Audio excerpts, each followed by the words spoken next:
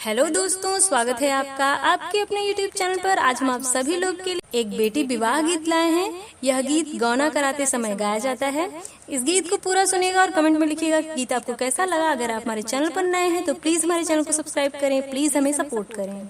मचियाई बैठली माया हो कामनी देई, माया हो कामनी देई, मोतिया बरन ढूरयासु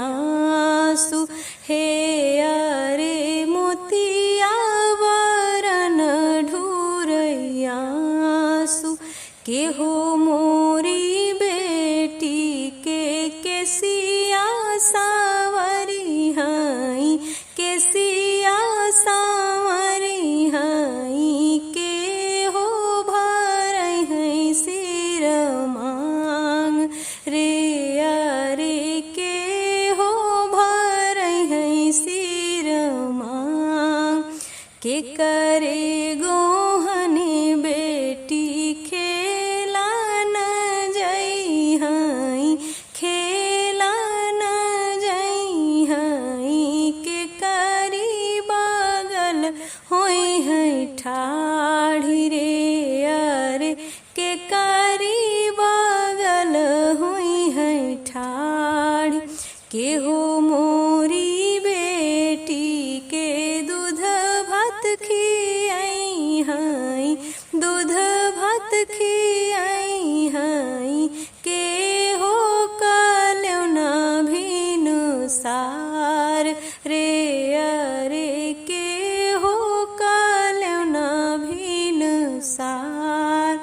नाउनी बेटी का केसिया सावरी हाई, केसिया सावरी हाई, सासु भरई है सिर मांग रे अरे, सासु भरई है सिर मांग, ननदी गोहन बेटी खेला न जई हाई, खेला न जई हाई, जेठनी के बगली ठाढ़ी रे अरे, जेठनी बगल हुई है ठाढ़ी,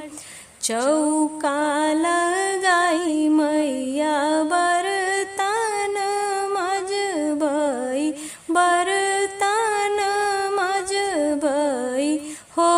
बैडे बढ़िया के ठाढ़ी रे अरे, हो बैडे बढ़िया के ठाढ़ी, सासु नदिया के दया जब लगी हाई, दया जब लगी हाई, देई है कलौना भिनु सार रे अरे, देई है कलौना भिनु सार, मचियाई बैठली